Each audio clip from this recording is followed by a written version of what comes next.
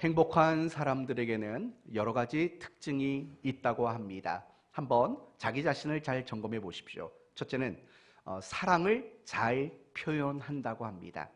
행복한 사람일수록 누군가에게 사랑을 잘 표현한답니다. 또 이런 특징이 있다고 합니다. 현실을 부정하기보다는 긍정적으로 그 현실을 받아들일 줄 아는 사람이랍니다. 세 번째는 어떤 역경을 겪었을 때 그 역경을 자신의 발전의 기회로 삼는다고 합니다. 네 번째는 용서할 줄 안답니다. 다섯 번째는 비판하기보다는 누군가를 칭찬하는 말을 잘 한다고 합니다. 그리고 여섯 번째는 누군가를 도와주는 것이 대단한 기쁨으로 여겨진다라는 겁니다. 여러분에게 말씀드린 이런 내용들이 행복한 사람들이 가지는 특징들입니다. 어떻게 이런 특징들이 여러분 안에는 좀 많이 있으십니까? 이번에는 행복한 가정의 특징도 말씀을 드리려고 합니다. 행복한 가정은요, 그 가정 안에 분명한 가치관이 있답니다. 분명한 가치관이 있답니다. 두 번째는요, 과거와 현재와 미래를 가족들끼리 함께 공유한답니다. 세 번째는 가족 간의 모임이 자주 일어난다는 겁니다. 네 번째는 가족과 어떤 문제가 있을 때 그 문제를 함께 풀려고 한다는 겁니다. 그리고 다섯 번째는 가족들이 함께 식사하는 시간들이 많다고 합니다. 그리고 여섯 번째는 서로를 위해서 더 많은 노력을 한다고 합니다. 이런 특징이 많은 가정은 행복한 가정이라고 합니다. 여러분의 가정은 어떻습니까? 이런 특징들이 좀 많이 있으십니까? 그렇다면 참다운 그리스도인들에게 나타나는 특징은 과연 무엇이겠습니까? 분명 여러 가지 특징들이 참다운 그리스도인들에게 나타날 것입니다. 그런데 오늘 본문은 그 참다운 그리스도인들에게만 나타나는 여러 가지 특징 가운데 하나를 우리에게 가르쳐 줍니다. 그러나 그 하나는 대단히 중요한 특징입니다. 그게 뭘 것 같습니까? 그렇죠? 답은 항상 나와 있습니다.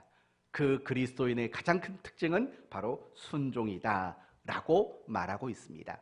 그러므로 오늘 말씀을 통해서 그리스도인 된 나에게 과연 순종이라는 특징이 있는가를 점검해 보시고, 더 나아가서 순종이라는 특징을 만들어내는 삶을 살겠다고 다짐하는 그런 시간이 되셨으면 합니다. 오늘 본문은 예수님의 어머니와 동생들이 예수님을 만나기 위해 찾아오는 장면으로부터 시작이 됩니다. 그것과 관련해서는 제가 다음 주에 다시 한번 더 설교를 하려고 할 예정입니다. 어머니와 동생이 찾아왔습니다. 그러나 예수님과 함께한 무리들이 너무 많았습니다. 그래서 예수님에게 가까이 다가갈 수가 없었습니다. 그때 누군가가 예수님에게 그 소식을 전해줬습니다. 뭐라고 말했습니까? 당신의 어머니와 동생들이 당신을 보려고 밖에 서 있나이다 라고 말을 전달했습니다. 그런데 예수님은 예상과 다른 반응과 말씀을 하십니다. 뭐라고 말하냐면 이렇게 말을 합니다. 예수께서 대답하여 이르시되 내 어머니와 내 동생은 곧 하나님의 말씀을 듣고 행하는 이 사람들이라 라고 전혀 예상할 수 없는 말과 행동을 예수님은 하고 계십니다. 그렇다면 지금 예수님이 이렇게 말씀하신 것은 도대체 무엇을 강조하기 위한 말씀일까요? 바로 이런 거죠. 예수님의 공동체 또는 신앙 공동체 일원들의 특징은 결국에는 순종이 가장 중요한 특징으로 나타나게 된다라고 가르치기 위해 이런 말씀을 하고 계신 겁니다. 그렇습니다. 참다운 그리스도인들에게 나타나는 가장 큰 특징은 바로 순종이라는 특징이며 내용이라는 겁니다.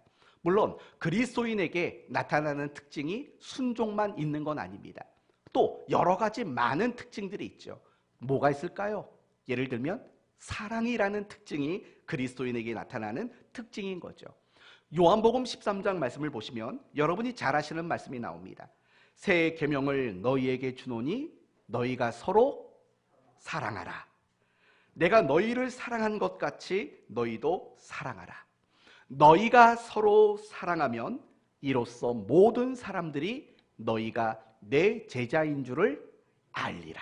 그러니까 그리스도인에게 나타나는 굉장히 중요한 특징은 바로 사랑이라는 거예요. 어디서 그리고 누구에게나 늘 사랑을 나타내 보이는 것이 그리스도인의 특징이라는 겁니다. 그거 말고 또 있습니다.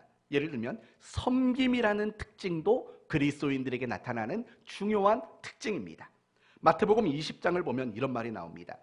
너희 중에는 그렇지 아니하니 너희 중에 누구든지 크고자 하는 자는 너희를 섬기는 자가 되고 너희 중에 누구든지 으뜸이 되고자 하는 자는 너희 무엇이 되어야 하리라?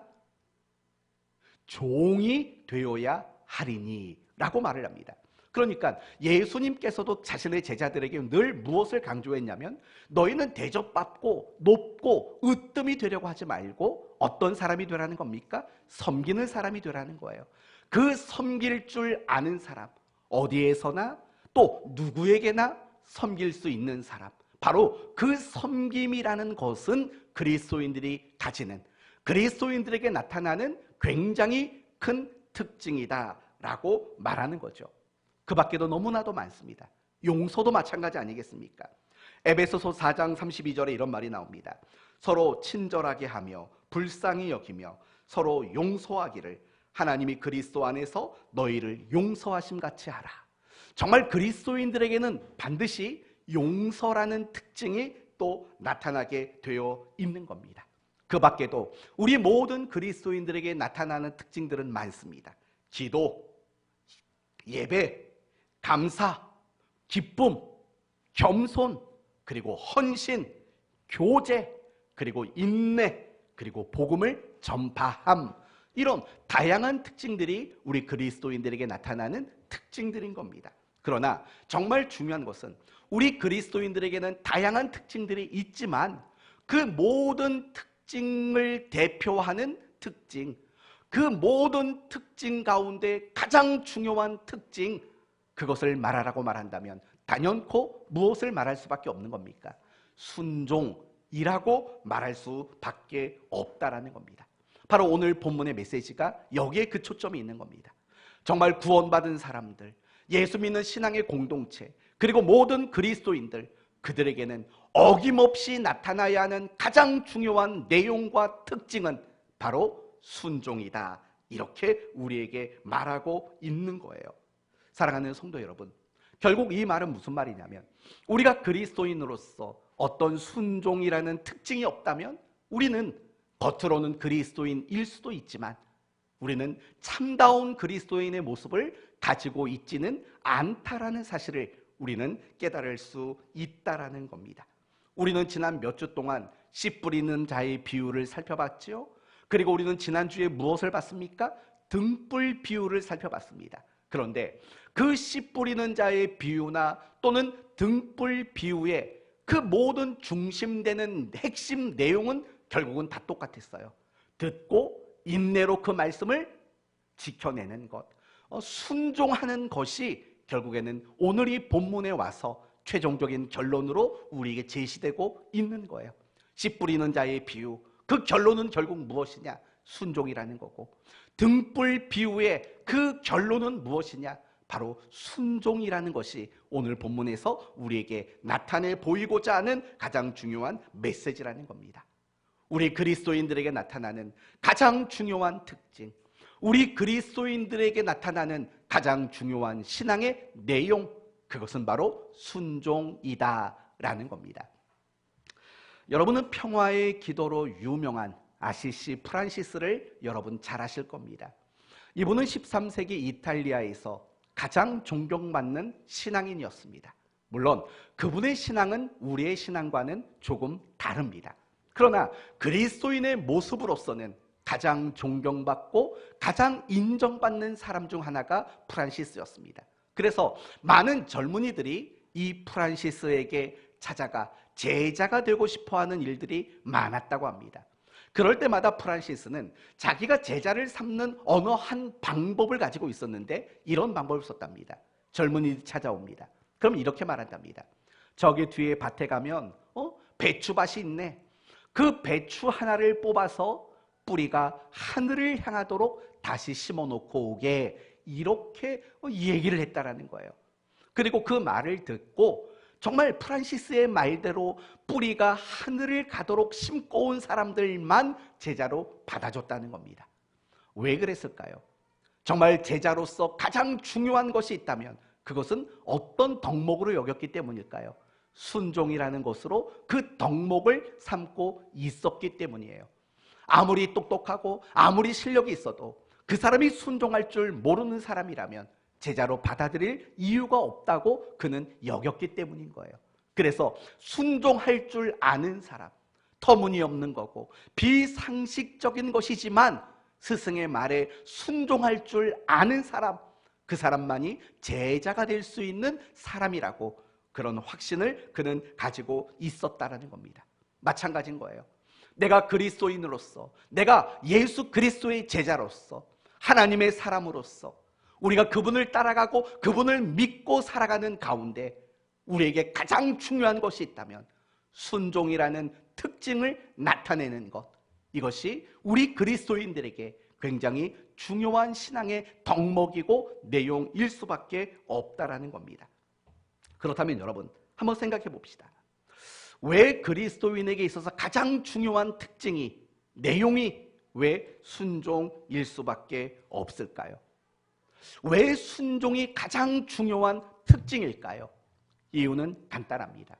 하나님이 우리 모두에게 가장 요구하시고 가장 원하시는 것이 있다면 그게 바로 순종이기 때문에 그렇습니다. 이스라엘 백성들은 애굽 땅에 400년 동안 종살이를 했습니다. 그리고 하나님은 그들을 건져내셨고 애굽 땅에서 나오게 하셨고 홍해 바다를 건너게 하셨습니다.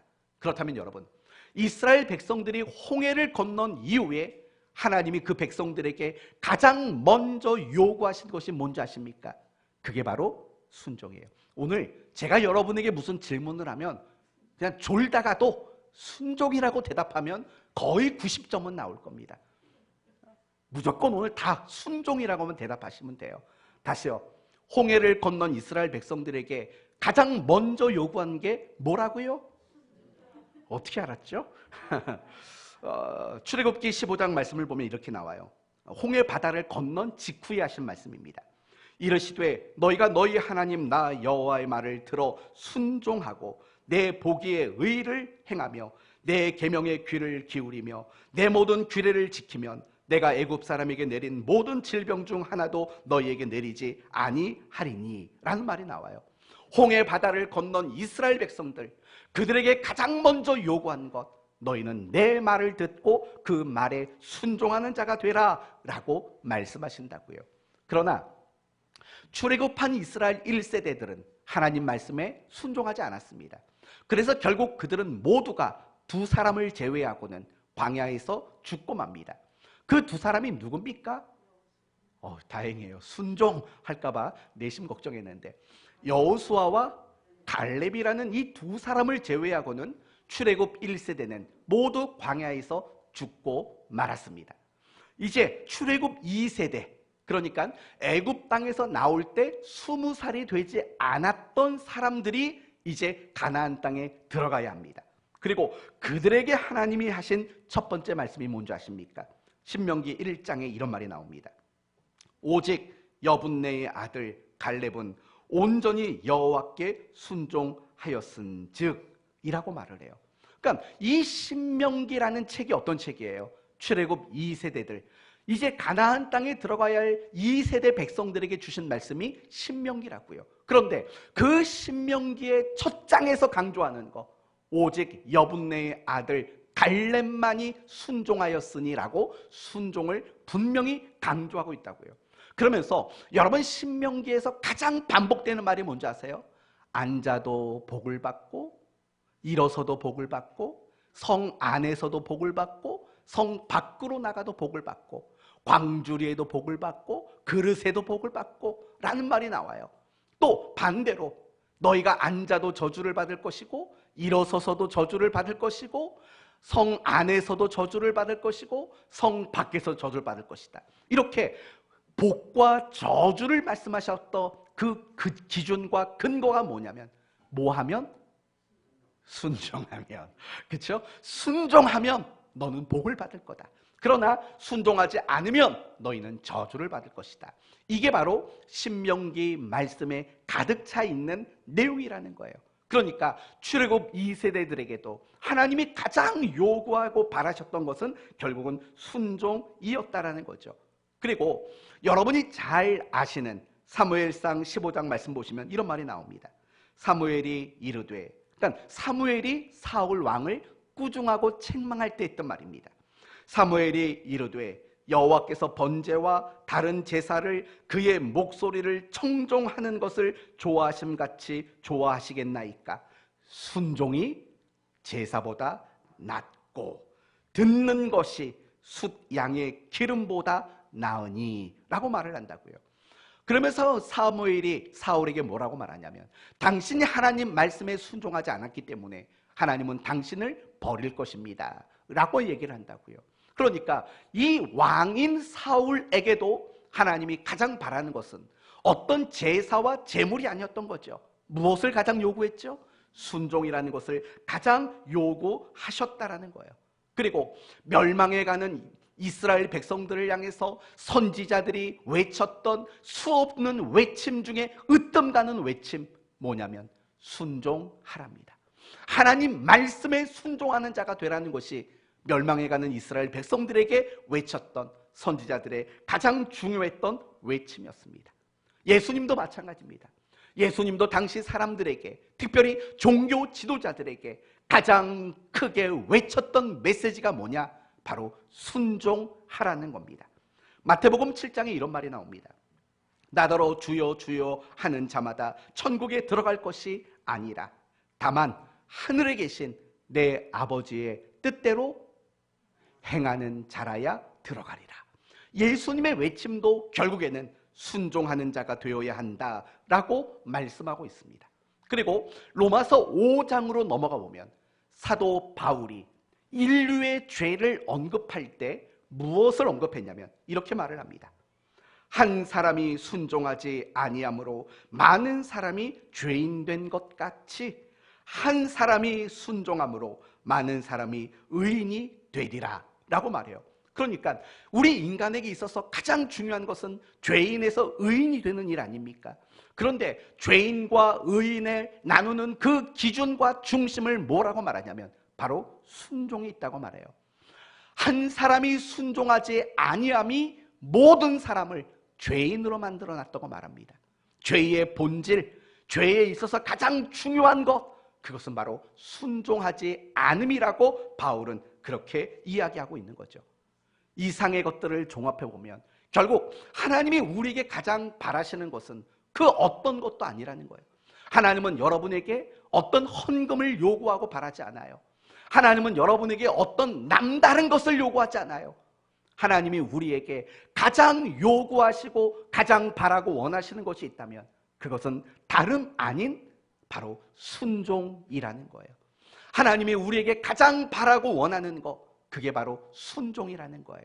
그렇기 때문에 하나님을 믿고 참다운 그리스도인으로 살아가는 사람들, 그 사람들에게 나타날 수밖에 없는 가장 중요한 그리고 가장 특별한 특징은 결국에는 순종이어야만 한다, 이렇게 우리는 말할 수 있는 겁니다.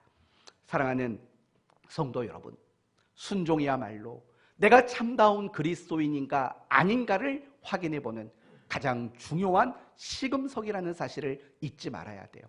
내가 하나님께 순종함이 있다면, 순종이라는 특징과 내용을 가지고 있다면 여러분은 참다운 그리스도인으로 살아가는 겁니다. 그러나 여러분이 직분이 무엇이고 신앙의 연수가 얼마나 되었든지 간에 여러분에게 순종이라는 내용과 특징이 없다면 미안하지만 여러분은 참다운 그리스도인이라고 말할 수 없다라는 겁니다. 물론 예수를 믿는다면 죽어서 천국 가는 데는 문제가 없을 겁니다. 하지만 적어도 여러분은 이 땅에서 참다운 그리스도인으로 살아가지 못하고 있는 부끄러운 모습이라는 것은 잊지 말아야 하는 겁니다. 이렇듯 하나님은 우리에게 가장 바라고 원하시는 것, 다른 어느 것이 아닌 순종을 바라고 원하시는 거예요. 그렇다면 조금만 더 생각해 봅시다. 하나님은 우리에게 왜 순종을 요구하실까요? 상 주시려고? 안 하면 저주하시려고? 그것만은 아니겠죠. 그러면 이유가 뭘까요? 하나님이 기뻐하시고 만족하기 위해서입니다. 하나님은 우리가 순종하는 모습을 보며 가장 기뻐하고 가장 만족하십니다. 그러나 하나님 본인 자신만의 기쁨과 만족이 우리에게 순종을 요구하는 것은 아닙니다. 우리를 위해서 하나님은 우리에게 순종을 요구하고 있는 겁니다. 더 풀어서 말한다면 이런 말이죠. 우리 인간이 진정한 행복을 누릴 수 있도록 만드시기 위해서 하나님은 우리에게 순종을 요구하신다라는 겁니다. 성도 여러분, 인간은 언제 비로소 행복할 수 있을까요? 여러분의 대답은 뭡니까? 언제요? 순종할 때입니다. 그러나 많은 사람들은 조금은 착각하고 있는 거죠. 아니, 많이 착각하고 있는 거죠. 세상의 많은 사람들은 이렇게 행복을 생각합니다. 많은 것을 소유하면 우리는 행복할 수 있다라고 생각을 합니다. 그러니까 행복을 결정짓는 것을 소유함에 있다라고 많은 사람들은 생각합니다. 그러나 그것은 굉장히 잘못된 생각입니다. 왜냐하면 내가 많은 걸 소유하는 것이 나를 행복하게 해주지 못하기 때문에 그렇습니다. 두 가지로 예를 들면 이런 거죠. 여러분, 만약에 소유가 행복을 결정하는 기준이 된다면 가난한 사람들은 다 불행해야 됩니다. 그리고 부자로 살아가는 사람들은 다 행복해야 합니다. 그러나 세상은 그렇지 않습니다. 부자로 살아감에도 불구하고 불행함을 느끼는 사람들이 수두룩합니다. 그러나 반대로 가난하게 살아가지만 행복을 누리며 살아가는 사람도 적지 않습니다. 이번에는 성경 안에서 여러분에게 예를 들어봅시다. 아담과 하와를 한번 생각해 보십시오. 아담과 하와. 하나님은 에덴 동산을 창조하시고 인간을 만드셨고 그들을 그 에덴 동산에 거주하며 살도록 만들었습니다. 모든 걸 다 주셨습니다. 단 하나만 주지 않으셨습니다. 그 하나는 뭘까요? 네, 순종이 아니죠. 선악과입니다. 네, 선악과를 주지 않으셨다고요. 다 주셨지만 그거 하나 주지 않으셨습니다. 그러면 그거 하나 없었을 때, 그리고 그 다음을 생각해 봅시다. 결국에는 인간은 하나님이 주지 않으셨던 그 하나, 선악을 알게 하는 나무의 실과마저도 자기 소유로 만들었습니다. 따먹었으니까 자기 소유가 된 거죠. 그러면 그 전보다 소유가 늘었습니까? 줄었습니까? 늘었습니다. 그러면 아담과 하와는 더 행복해야 마땅합니다. 그러나 결과를 보면 아담과 하와는 그것 하나 소유하기 이전보다 비교할 수 없을 정도로 불행한 인생을 살 수밖에 없었던 겁니다. 이런 것들을 본다면 결코 많은 것을 가지고 많은 것을 소유하는 것은 우리를 행복하게 해줄 수 없다는 사실을 우리는 확인하게 되는 겁니다. 우리 인간이 행복할 수 있는 유일한 방법은 하나님의 말씀에, 그리고 하나님의 뜻에 순종하는 것, 그거 말고는 다른 방법이 없는 겁니다. 그래서 하나님은 우리에게 순종을 요구하는 거죠. 자신의 기쁨과 만족을 위함이겠죠. 그러나 하나님이 기뻐하고 만족하는 그 근거는 무엇이냐? 인간이 순종함으로 행복을 누리는 그 모습을 보며 기뻐하고 만족하는 것이 하나님의 의도고 하나님의 목적이었다는 거죠. 바로 이런 것들이에요. 하나님이 우리의 행복을 위해서 하나님은 순종을 요구하고 있는 거죠. 그리고 더 나아가서 하나님이 우리에게 순종을 요구하시는 이유는 그 순종이야말로, 아니 그 순종만이 우리로 하여금 하나님을 닮아낼 수 있도록 만드시기 때문이라는 거예요.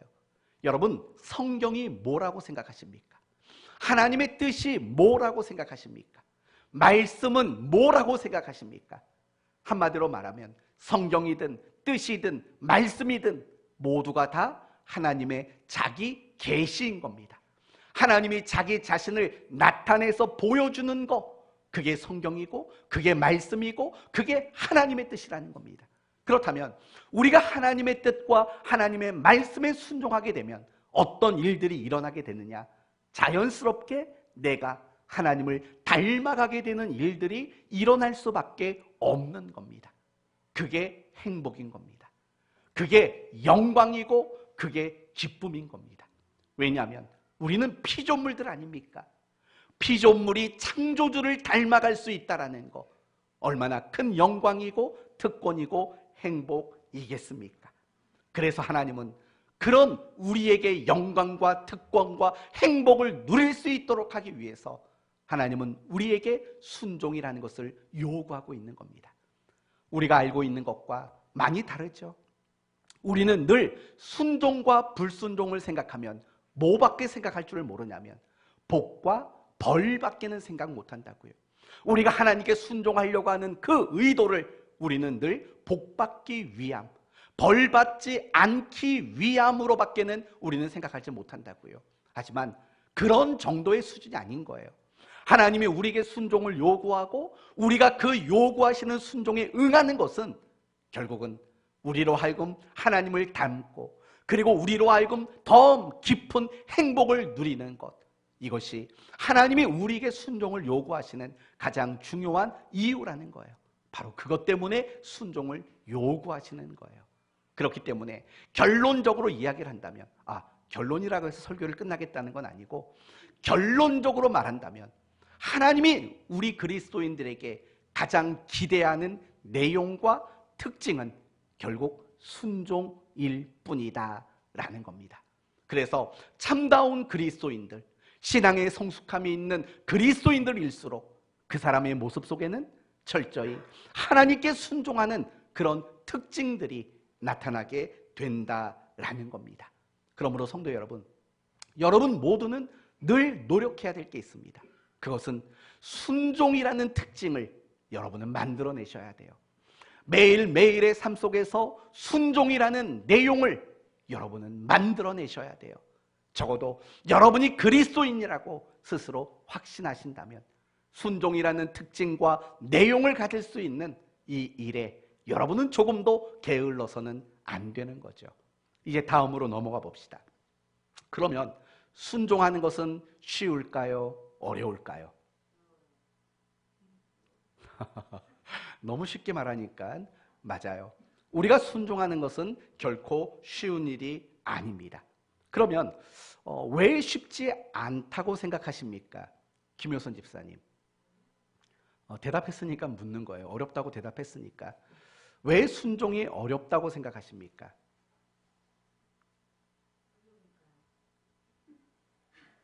우리 서진이. 서진이 보면서 오늘 계속 감동받고 있어요. 눈이 초롱초롱해요. 말씀을 들으면서. 우리 서진이 생각은 어때요? 순종이 왜 어렵다고 생각하세요?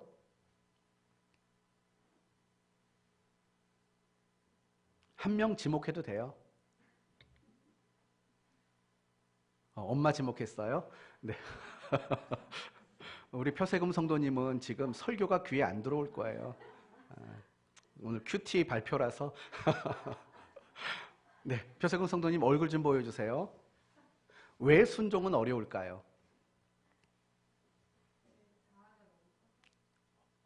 큐티 했어요 오늘? 네, 맞아요. 다르게 말하면 죄성 때문에 그래요. 우리가 순종하는 일이 어려운 것은요, 죄성이 우리 안에 남아있기 때문에 그래요. 만약에 우리 안에 죄성이 없다면 우리는 순종을 어렵게 여길 수 없는 거예요. 그러면 죄성이 뭐라고 생각하십니까? 대부분의 성도들이 생각하는 죄성은 간단히 이렇게 말을 해요. 죄를 짓고자 하는 성향과 본성이라고 생각을 하죠. 그러나 성경이 말하는 죄성은요, 제가 얼마 전에 요한계시록 강해할 때 설명을 드렸는데, 성경이 말하는 죄성의 핵심과 본질은 이거예요. 하나님 앞에서 자존심을 지키고, 내 자존심을 지키고 독립된 자로서 살아가고자 하는 것, 이게 성경이 말하는 죄성의 본질이에요. 하나님 앞에 자존심을 가지고 독립된 자로서 살아가고자 하는 것. 이 말이 조금 어려우면 풀어서 말씀드리면 이렇게 말씀드릴 수 있어요. 자신이 중심이 되고 자신의 기준을 가지고 살아가는 것, 이게 성경이 말하는 죄성의 좋은 예인 거예요. 이걸 사사기의 말씀대로 바꿔서 말하면 이렇게 말할 수 있죠. 각자 자기 소견에 옳은 대로 살았다. 그러니까 내가 중심이 되고 내가 기준이 되는 거예요. 그러니까 한마디로 말하면 하나님이 원하는 것보다는 내가 원하는 것을 따라가고자 하는 것, 이게 바로 성경이 말하는 죄성인 거죠. 이렇듯이 내가 중심이 되고 내가 기준이 돼서 항상 내가 원하는 것을 추구하는 것이 있기 때문에 결국은 순종이 어려울 수밖에 없고, 그런 우리의 본성이 순종을 거부하도록 만드는 요인이 되는 거예요. 여러분, 죄성이라는 것은요, 단지 어떤 나쁜 행동을 하게 만드는 것만이 아니에요. 죄성이란 가장 기본적으로 내가 중심이 되고 내가 기준이 돼서 내가 원하는 삶을 추구하는 것 자체, 그 의지, 그 마음 자체가 이미 죄라는 사실을 잊지 말아야 돼요. 아까 표세금 성도님이 말한 것처럼 자아가 강해서, 결국 그게 그 말인 거예요. 자기가 중심이 되고 자기가 기준이 돼서 살아가고자 하는 본성, 그것이 있기 때문에 우리는 순종하는 일들이 어렵게 느껴질 수밖에 없는 거예요. 두 번째 이유가 있어요. 두 번째는 하나님이 우리에게 요구하는 순종은요, 대부분 내가 원하지 않는 것일 때가 많아요. 그렇죠? 내가 원하지 않는 것. 또 다르게 말한다면 세상 사람들이 살아가는 방식과는 다른 것들을 요구할 때가 많다고요. 예를 들면 이런 거죠. 세상 사람들은 원수를 미워한다고요. 그러나 하나님이 우리에게 원수와 관련돼서 요구하는 것들은 뭐냐면 원수를 사랑하라고 요구해요. 나와 세상은 원수를 미워하는 게 본성인 거예요.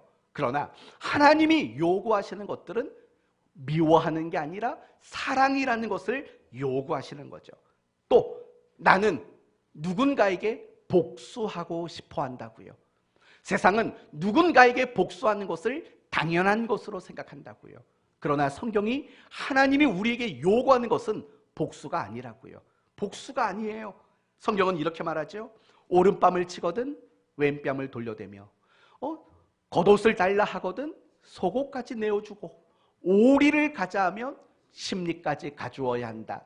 이거는 전혀 복수와 상관없는, 복수가 아닌 도리어 그 사람에게 어떤 혜택을 끼치는 것으로 우리에게 이야기를 하고 있다고요.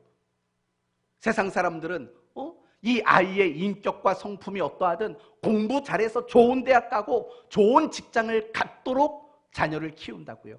그러나 예수 믿는 부모는 그럴 수 없잖아요. 비록 공부를 좀 못한다 할지라도 이 아이를 하나님의 인격과 성품을 닮은 아이로 키워야 된다고요. 그리고 이 아이를 향해서 가지고 계신 하나님의 비전들, 그 비전을 찾아갈 수 있도록 신앙으로 양육하는 게 예수 믿는 부모의 마땅한 모습인 거잖아요. 그러나 세상 부모는 안 그런다고요. 무조건 공부 잘하고 무조건 좋은 대학 가서 무조건 좋은 직장을 가지도록 만드는 게 부모의 목표라고요. 그렇지 않습니까?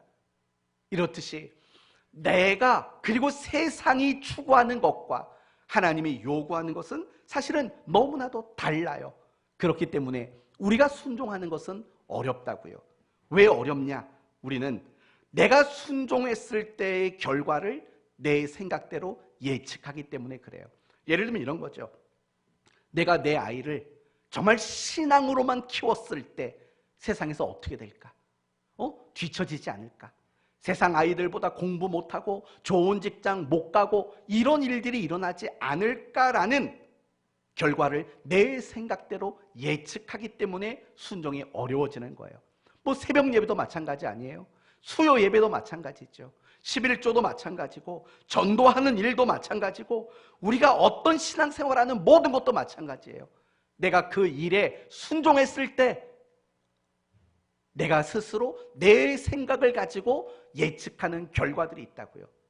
쉽게 말하면 내가 새벽 예배 나가면 하루 종일 피곤해서 아무 일 못할 텐데 라는 예측을 가지게 되지 않습니까? 아유, 내가 수요일까지 예배를 드리면 내가 어떻게 될까? 나는 아유, 피곤한데 교회 가면 졸다 오는 거 아닌가? 이런 식의 내가 가지고 있는 예측들이 있는 거 아닙니까? 결과에 대한 예측들. 그런 예측들이 결국 우리로 하여금 순종하지 못하도록 만든다라는 거예요. 그러나 여러분, 우리는 어떤 결과를 예측할 때요, 내 생각을 기준으로 예측하면 안 돼요. 그러면 어떻게 예측을 하는 게 맞냐? 하나님이 나에게 순종할 때 주시겠다고 하셨던 약속을 가지고 예측을 하셔야죠. 그렇죠? 내 기준과 내 생각을 가지고 예측하면 안 되는 거예요. 우리는 그래서 순종을 못하는 거예요. 그렇잖아요. 왜 젊은이들이 열심히 신앙생활을 갈수록 못할까요? 내 생각을 가지고 결과를 예측하니까 못하는 거죠. 그러나 내 생각을 가지고 결과를 예측하는 게 아니라 하나님이 주신 약속을 가지고 결과를 예측할 수 있는 지혜가 우리 성도들에게는 필요하다라는 거예요. 결국 우리가 순종하지 못하는 이유는 다 그런 거 아니에요? 내가 생각하는 것으로 결과를 예측한다고요. 그러니까 우리는 순종하지 못해요. 순종할 엄두도 내지 못하는 거예요. 그러나 하나님의 약속을 가지고 결과를 예측한다면 우리는 더 많은 순종의 삶을 살아갈 수 있게 되는 거죠. 이것 때문에 우리는 순종이 어려운 거예요. 세 번째, 우리가 순종이 어렵다고 느껴질 수밖에 없는 이유는 하나님을 신뢰하지 못하기 때문에 그래요. 하나님을 믿지 못하기 때문에 그런다고요. 아닌 것 같아요? 맞아요. 정말 여러분이 하나님의 약속을 믿고 하나님의 능력을 믿고 하나님이 갚아주시는 것을 믿는다면 그래도 순종이 어려우시겠습니까? 그렇지 않는 거죠. 순종을 우리는 어떻게 생각하냐면 어떤 이성과 상식과 이해라는 영역으로 생각을 한다고요. 아닌 거예요. 순종은 신뢰의 영역이에요.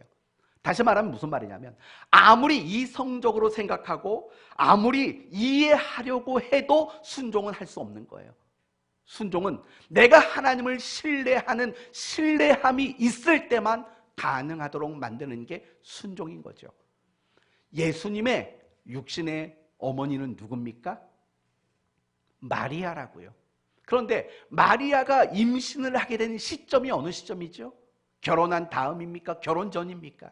결혼 전이라고요. 처녀 때라고요. 여러분, 처녀 때 아이를 임신하는 거 그게 세상에서 얼마나 고통스러운 일이겠냐고요. 그리고 2000년 전에 예수님 당시에 그런 일들은요, 돌 맞아 죽을 일이라고요. 그런데 마리아는 성령이 천사가 나타나서 성령으로 잉태될 것이다 라고 말했을 때 거절하지 않았다고요. 그 일이 내게 이루어지기를 원하나이다 라고 받아들였다고요. 여러분, 이게 이성과 이해와 상식을 가지고 생각했다면, 접근했다면 그게 가능했겠습니까? 그게 아니죠. 신뢰죠. 예, 나는 하나님의 선하심을 믿습니다. 나는 하나님의 계획을 믿습니다. 그러니 비록 내 생각과 이성과 이해로는 받아들일 수 없는 일이지만 나는 하나님을 신뢰하기 때문에 그 일이 내게 이루어지기를 나는 원합니다라고 용기 있는 순종을 받아들인 거 아닙니까? 우리가 순종하지 못하는 건 결국 하나님을 신뢰하는 것들이 부족하기 때문일 수밖에 없는 겁니다. 하나님은 우리가 신뢰할 수 있는 분입니다. 더 정확히 말하면 하나님은 우리가 100% 신뢰해도 괜찮은 분이신 겁니다. 여기에서부터 출발하셔야 돼요. 왜 나는 자꾸 순종이 안 될까? 결국 하나님을 신뢰하는 그 자리로부터 순종이 시작되지 않기 때문이라는 겁니다. 이제 중요한 한 가지를 더 이야기해 보도록 합시다. 이제 여러분에게 진지하게 하나를 묻습니다. 여러분은 그리스도인이 맞습니까? 아니군요. 다시 묻습니다. 여러분은 그리스도인이 맞습니까? 그럼 묻습니다. 여러분에게는 순종이라는 특징과 내용이 있습니까? 여러분은 날마다 하나님께 순종하는 내용을 가지고 계십니까? 여러분이 지난 한 주간을 살면서 하나님의 말씀과 하나님의 뜻에 순종한 일이 있으십니까? 고민해 보십시오. 만약에 여러분 가운데 내가 순종하지 못하고 그리스도인으로 살아왔다고 생각이 드신다면 진정성 있는 회개를 하시기 바랍니다. 그리고 내가 순종할 것을 결단할 수 있기를 바랍니다. 그리고 여러분 가운데 나는 순종하며 살았다고 생각하는 분이 계시다면 한 번만 더 질문해 보겠습니다. 여러분은 정말 순종하셨습니까? 순종했다고 여기는 분에게 묻는 겁니다. 여러분의 그 순종은 정말 진짜 순종이었을까요? 아니면 여러분이 혹시 내가 순종했다고 그렇게 착각하고 있는 건 혹시 아니십니까? 제가 이런 이야기를 하는 이유는 뭐냐면 의외로 많은 그리스도인들 가운데 순종이 아닌데도 나는 순종했다고 그렇게 착각하고 오해하는 성도들이 굉장히 많기 때문에 그렇습니다. 이솝 우화로 예를 들어 봅시다. 여러분은 청개구리 이야기를 아실 겁니다. 이 청개구리는 엄마 개구리가 무슨 말을 해도 항상 어떻게 합니까? 거꾸로만 합니다. 어서 공부해라 라고 말하면 나가 놉니다. 이제 일어나라 말하면 일어나지도 않습니다. 저 숲에는 무서운 뱀이 있으니 가지 말아라 하면 가는 겁니다. 항상 엄마 말에 반대로만 하는 개구리였습니다. 어느 날 엄마가 임종을 앞두고 이 청개구리에게 뭐라고 말합니까? 얘야, 이제 엄마가 곧 죽을 것 같다. 이 엄마가 죽으면 냇가에 날 묻어주렴 이라고 말을 합니다. 그렇다면 여러분, 이 엄마 개구리가 자신을 냇가에 묻어달라고 말한 이유는 뭘까요? 이 아들이 또 거꾸로 할 것을 생각하고 자기를 산에 묻어주기를 바라는 의도를 가지고 그렇게 말한 겁니다. 그런데 이 아들 청개구리는 결국 엄마의 말을 듣고 냇가에 엄마를 묻었습니다. 그래서 비가 오는 날이면 개구리가 그렇게 구슬프게 운다고 하는 거 아닙니까? 묻습니다. 그럼 이 아들 개구리는 순종한 겁니까? 순종하지 않은 겁니까? 엄마의 말이라는 표면적인 것만 본다면 분명히 순종한 게 맞습니다. 허나 엄마가 그렇게 말할 때에는 의도는 있었습니다. 자기를 산에 묻어주기를 바라는 의도를 가지고 그렇게 말한 겁니다. 그러니까 그 의도라는 관점으로 본다면 이 청개구리는 결코 순종한 게 아닌 것이 되는 겁니다. 이런 경우들이 우리 그리스도인 안에 많다는 겁니다. 나는 분명히 예배, 기도, 봉사, 섬김, 전도, 다양한 것들을 나는 순종했다고 생각합니다. 그러나 조금만 더 생각해 보면 사실은 순종이 아닌, 내가 순종하고 있다고 착각하는 경우들이 적지 않다는 것을 보게 된다는 겁니다. 오늘 본문의 경우도 마찬가지입니다. 오늘 본문 21절을 보십시오. 누군가가 와서 예수님께 말하죠. 예수님, 당신의 모친과 동생들이 문 앞에 찾아왔습니다 라고 말합니다. 그러자 예수님이 뭐라고 말하냐면 내 어머니와 내 동생은 하나님의 말씀을 듣고 행하는 누구라? 이 사람들이라. 이 사람들이라 라고 말합니다. 여기서부터 좀 집중하셔야 돼요. 그러면 여기서 말하는 이 사람들은 누구를 말할까요? 여기서 말하는 이 사람들, 혹시 예수님과 함께 모여있는 무리라고 묘사되는 많은 사람들일까요? 아닐 겁니다. 왜냐하면 그들은 끝까지 예수님을 따라가는 걸 결국 실패했던 사람들이고 끝까지 예수님께 대한 신앙을 실패한 사람들이기 때문에 그렇습니다.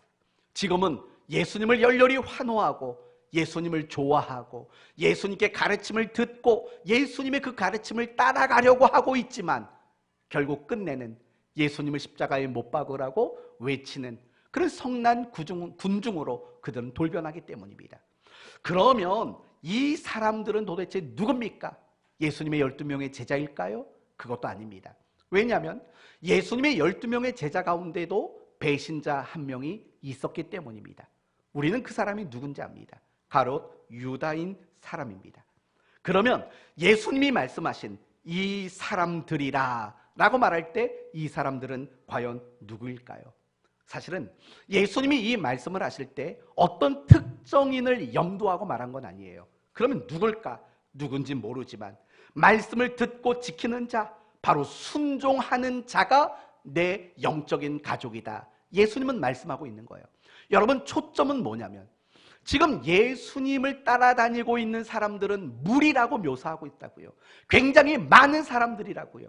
그러나 그 많은 사람들 모두가 다 예수님의 영적인 가족은 아니라는 거예요.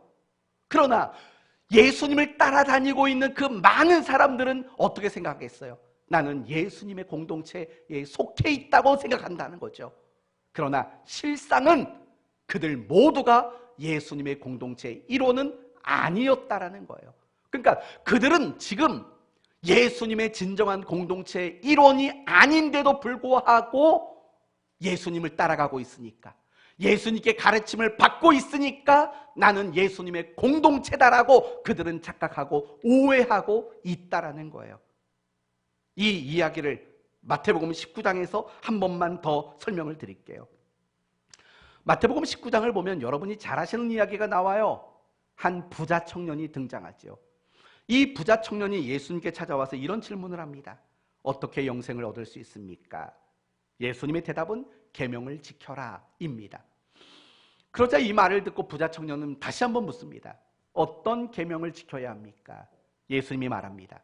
5계명에서 10계명, 내 부모를 공경하라부터 마지막 계명까지를 지켜라 라고 말씀을 합니다. 그랬더니 이 부자 청년의 얼굴이 밝아지면서 어깨에 힘이 들어가면서 이렇게 말하죠. 이 모든 것을 내가 지켰사온데 아직도 무엇이 부족하나이까? 아마도 예수님께 어떤 칭찬을 받을 것들을 기대하고 이런 말을 했을 겁니다. 근데 예수님이 칭찬하지 않으셨습니다. 도리어 이렇게 말씀하셨습니다. 내 가진 모든 소유를 팔아 가난한 자들에게 나누어 주고 그 후에 나를 따르라. 그때 이 부자 청년은 어떻게 했을까요? 예, 주님, 다 팔아 나눠주고 오겠습니다. 이랬을까요? 아닙니다. 조용히 사라져 버렸습니다. 다시는 예수님께 찾아 나오지 못했습니다. 묻습니다. 그러면 이 부자 청년은 그 계명들을 다 지켰다고 자부심을 가지고 있었는데 과연 그 계명을 지킨 것이 맞을까요? 아니지요. 이런 경우들이 많다는 거예요. 분명히 겉으로는 뭔가를 했어요. 그래서 나는 순종을 했다고 생각해요. 하지만 그건 여러분 착각일 뿐이라는 거예요. 그건 여러분이 가지고 있는 오해일 뿐이라는 거예요. 내가 순종했지만 그 순종이 아닐 수도 있다는 생각을 여러분은 하실 줄 알아야 된다는 거예요. 하나님이 정말 원하시는 진정한 순종, 참다운 순종은 뭘까요? 문자적으로만 그 일을 하는 게 아니에요. 당연히 문자적으로도 그 일을 해야죠. 하지만 문자적으로 그 일을 하는 것보다 더 중요한 것은 하나님이 그 말씀을 하실 때 가지고 계신 의도를 따라가야 되는 거죠. 하나님이 그 말씀 안에 담아놓으신 정신을 따라가야 되고 가치관을 따라가야 되는 거죠. 그게 바로 진짜 순종인 거예요. 다시 이 부자 청년의 이야기를 해봅시다. 분명히 이 부자 청년은 5계명에서 10계명까지를 다 지켰다고 말했어요. 자신 있게 말했다고요. 그러나 예수님은 알고 계셨어요. 그게 진정한 순종이 아니라는 걸. 그걸 무엇으로 밝혀내셨죠? 네 소유를 팔아서 가난한 자들에게 나눠 주어라 라는 것으로 밝혀냈다고요. 그게 무슨 상관이 있어요? 상관이 있죠. 왜냐하면 여러분 10계명 모든 율법의 정신이 뭘까요? 하나님이 10계명을 자기 백성에게 주신 의도와 목적은 뭘까요? 10계명의 가장 중요한 가치는 뭘까요? 뭘 것 같아요? 하나님을 사랑하고 내 이웃을 내 몸처럼 사랑하라가 그 10계명의 정신이고 가치고 내용인 거라고요. 그래서 예수님은 뭐라고 말했다고요? 네 가진 소유를 팔아 가난한 자들 곧 이웃에게 나눠줄 수 있겠니라고 묻는 거라고요.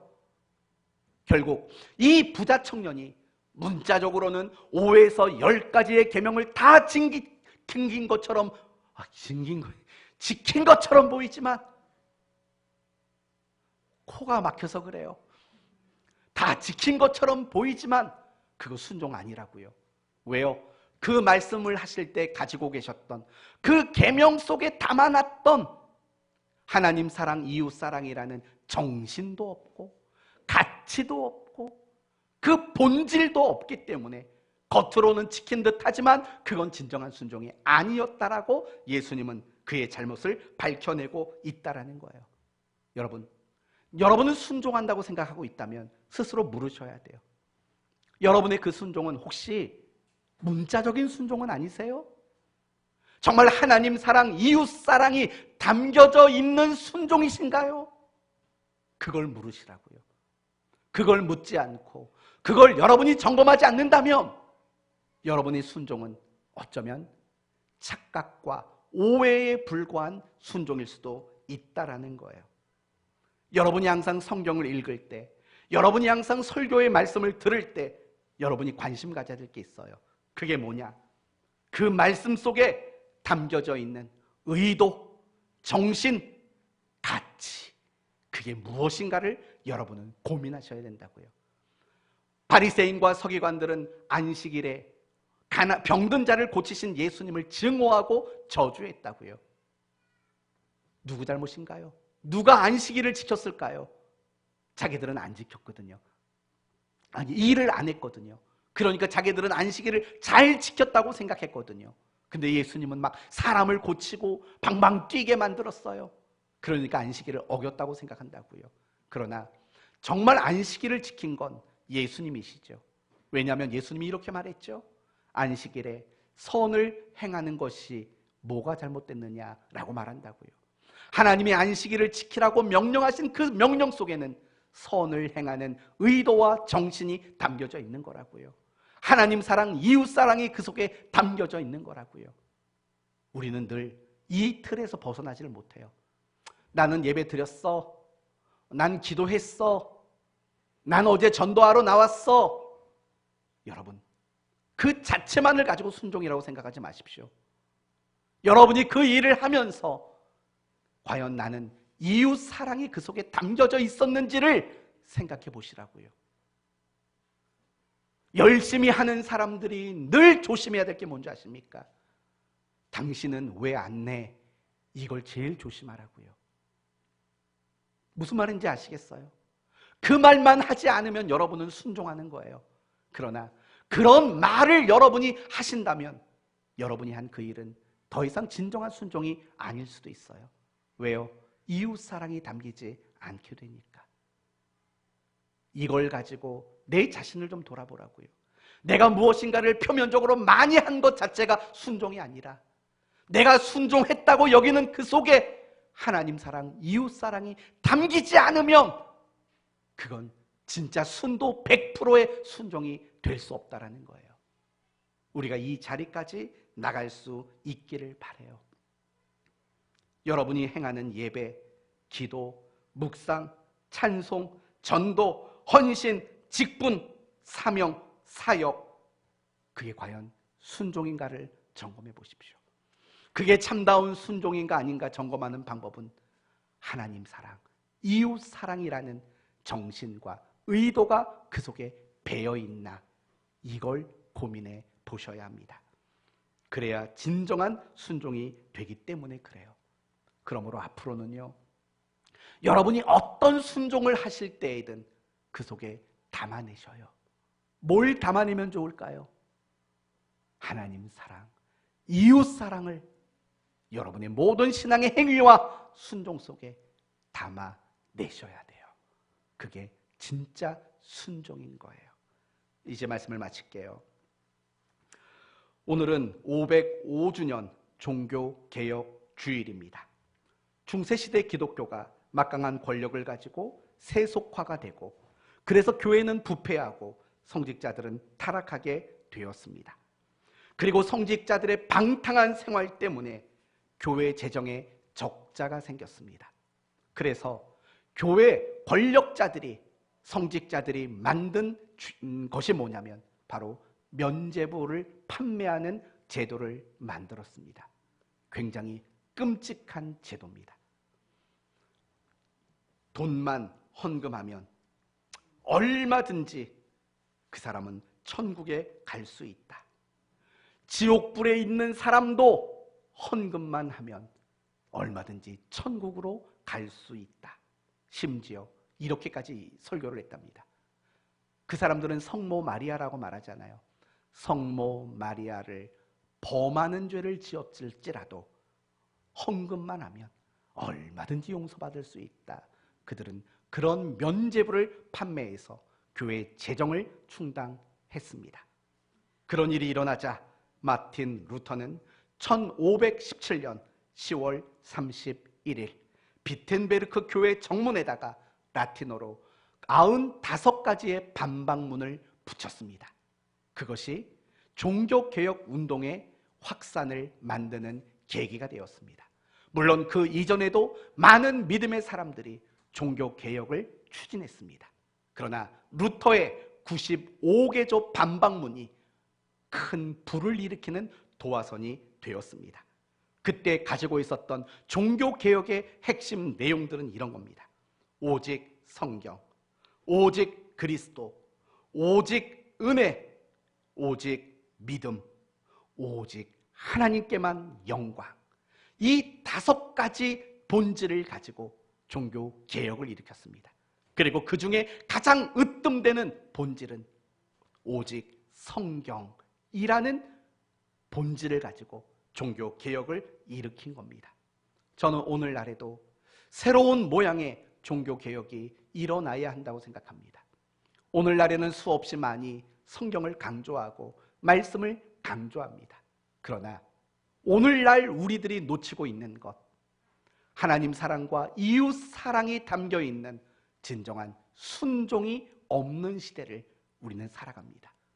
스스로 나는 순종했다고 자부하고 나는 순종하며 살고 있다고 착각하고 오해하고 살아가는 성도들이 갈수록 많아지고 있습니다.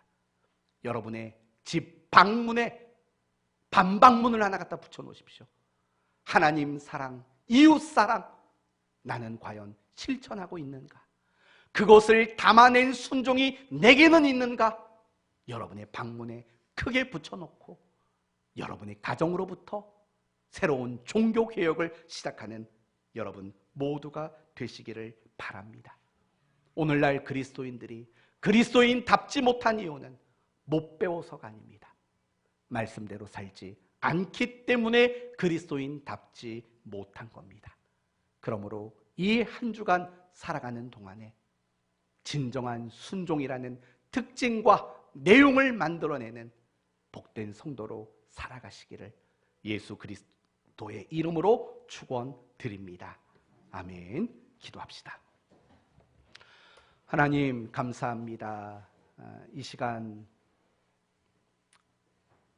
하나님이 우리에게 가장 바라고 원하시는 것, 그것은 순종이고 진정한 순종은 하나님 사랑, 이웃 사랑을 담아내는 것이라고 했습니다. 그리고 이런 순종이야말로 하나님이 우리 그리스도인들에게 바라는 가장 큰 특징이라고 말씀해 주셨습니다. 우리 모든 성도들이 이와 같이 순종이라는 특징을 만들어낼 수 있도록 하나님 축복해 주옵소서. 예수님의 이름으로 기도 올리옵나이다. 아멘.